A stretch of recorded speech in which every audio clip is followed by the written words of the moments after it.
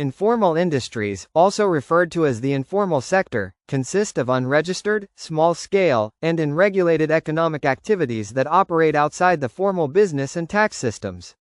These industries include small workshops, home-based enterprises, street vendors, craftspeople, and mechanics operating without formal licenses or employment contracts.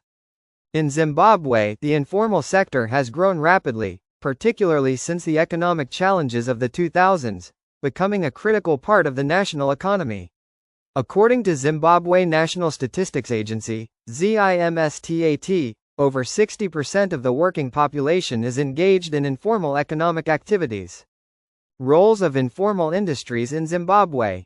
1. Employment creation. Informal industries are a major source of employment, especially for people who cannot secure jobs in the formal sector. They absorb large numbers of school leavers, retrenched workers, and unskilled individuals. Example: in areas like Mbare, Harare, and Sakubva, Mutare, thousands are employed in activities like tailoring, carpentry, metal fabrication, and vending. 2. Income generation. These industries allow individuals and households to earn a living, meet basic needs, and sustain livelihoods, especially in a struggling economy. Example: a backyard mechanic in Highfield, Harare can earn enough to support their family and educate their children, despite operating without formal registration. 3. Supports livelihoods in urban and rural areas.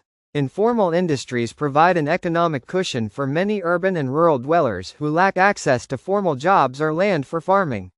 Example: in Gakwe, small-scale soap making, peanut butter production, and craftwork sustain many households.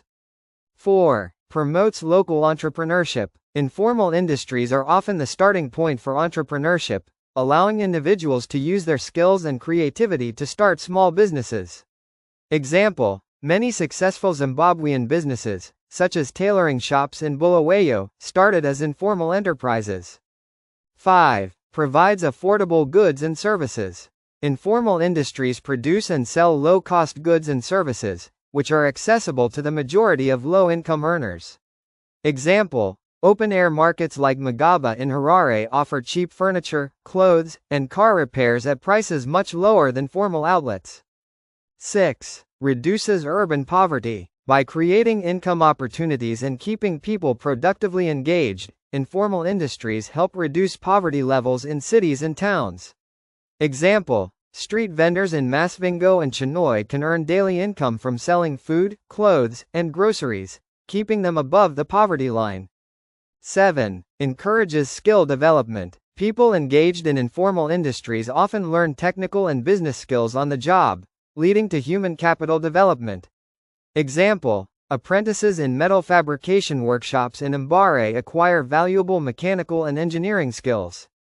8. Utilizes local resources. Informal industries often make use of locally available materials and recycled items, contributing to waste reduction and resource efficiency.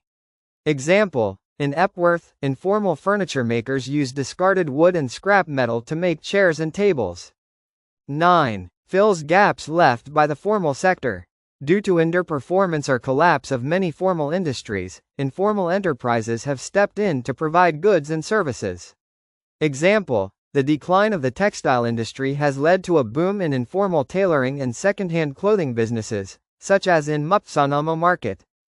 10. Contributes to the economy indirectly. While informal industries are often not taxed, they still support the economy by increasing demand for inputs, renting space, and creating indirect employment. Example: informal shoemakers in Mutare buy leather, glue, and tools from formal suppliers, thereby stimulating the broader economy.